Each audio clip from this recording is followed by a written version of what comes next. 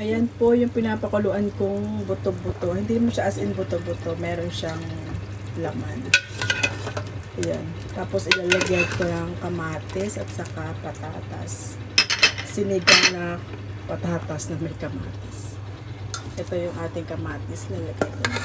Pinakuluan ko na pala yung yung buto-buto ng 1 oras. Tapos nilagay ko yung kamatis. Luwain ko lang yung patatas. Ilalagay ko na din. Ayan ang aking bagong recipe ngayon.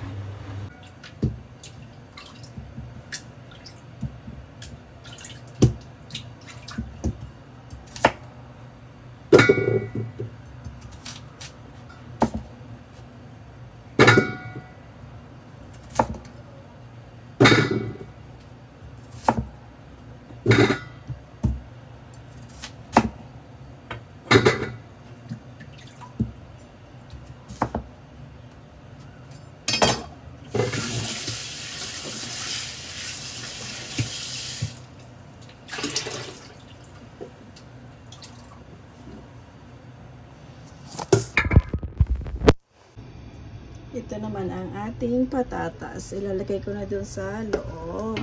Kasama ng buto-buto. Sa kanyang kamatis. Para sama-sama na sila together.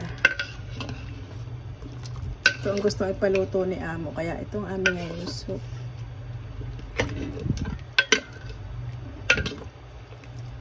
Hindi ko pala naalis muna yung puto ng ng kamatis bago ko nilaga.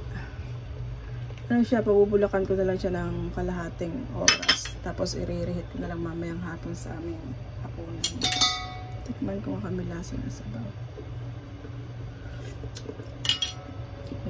Lasa na nilaga.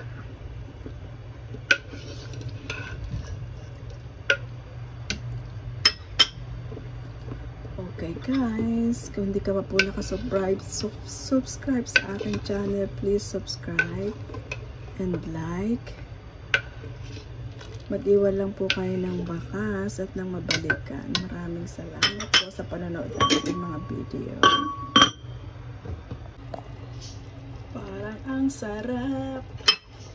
Ang sarap oh. Nakikita ko yung mantika nung